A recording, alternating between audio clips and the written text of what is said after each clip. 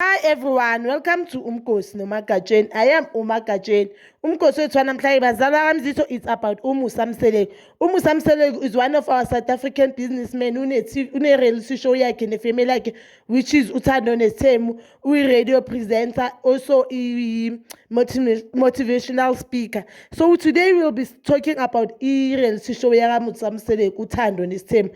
Guys, there are a lot of things I understand on Musa Mseleku mina now. There's a time I think it's season 2 or 3 where Musa Mseleku bakakhuluma nabantwana bakhe babafana nomntana kadade wabo mfana abatshela ngale ndlela le kungekho right ngakhona ukuthatha umfazi osezele and kungekho right ukuthi uthathe uzalise umfazi uphinde umshiye, which mina yabona leyo ukuthatha umfazi osezele ngiyibona ezif mara ke umuntu nomuntu ushaya imithetho kwakhe and kwakhe ushaya imithetho ofuna yena. Eyangimangaza yileyo engayithanda kuleyo nto yakhe yileyo ukuthi athi abangazalisa abantwana abantu baphinde babashiye. But ke if you don't know, uMusa Mseleku unabafazi abayi-5. uMacele umfazi wokuqala, uMasawule wesi-2. Unfortunately uMasawule akasekho emhlabeni, uMayeni, uMakhumalo noMangwabi bayi-5. So now basele bayi-4 because uMasawule akasekho emhlabeni so washiya.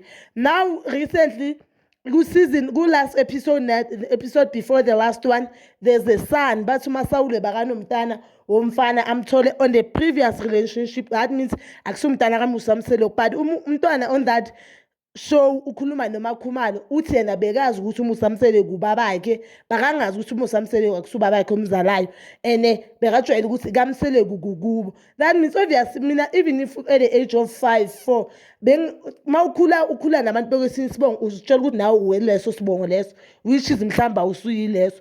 And mina enye into engayi-understand ukuthi uMusa uthi since washona uMasawule akakaze wambona lo mntwana noThobile, and uThobile naye unalento leyo ukuthi unokuthi yena noMasawule they were close. So into engimangazayo ukuthi if yena she was so close noMasawule, why bangana connection noLungelo umntana kaMasawule?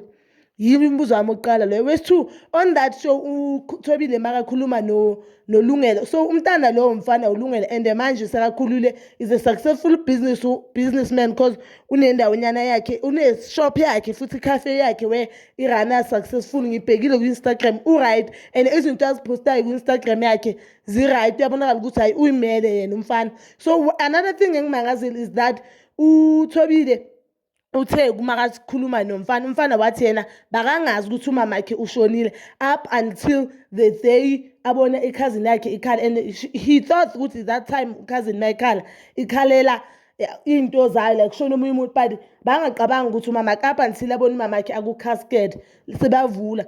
Then that's number 2. kaMseleku akekho no-one ozitshelile nje ukuthi or oyihluphile ukuthi ithi ngichazele umntwana ukuthi mama umntwana umama akasekho mhlawumbe uye ezulwini ngale ndlela le nje e-right echazela abantwana ngayo.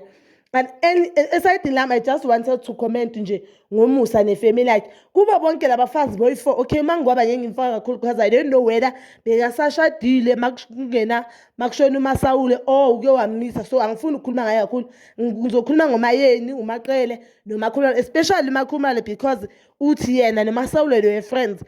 If umngane wakho even if ningashadanga endaweni one or even if nigane emzini one ningagananga indoda eone, mase kushona loyo muntu loyo uyazihlupha ngabantwana baleyo muntu loyo. So uMakhumalo yena ubuyena bakhe bangazicabanga nje ukuthi azihluphe ngaloyo bantwana labo, and ekugcineni uthe makaceda ukukhuluma nomfana wathi that episode guys beyithashing futhi bengisanye ngize ngireporte ngayo up until ngibone ngathi bayayilandela. Mina I'm thinking ukuthi sebafuna ukusinika enye into ukuthi bakhulume ngayo, but sebafuna ukusinika another thing ukuthi sikhulume ngayo because bayabona ukuthi leya ka number 5 ase-entertain and leya ka number 5 asayifuni. So uMakhumalo uthe kumfana uthi uMusa usakuthanda and uzoganwa nini. uMusa ubuza kanjani umntana ukuthi uzoganwa nini umntana angamazi. Angithi uMusa uthi yena since kwashona uMasawule akaze akhulume lo mntwana and ifamily yakhe nomntana they didn't want ukuthi yena abonane nalo mntana.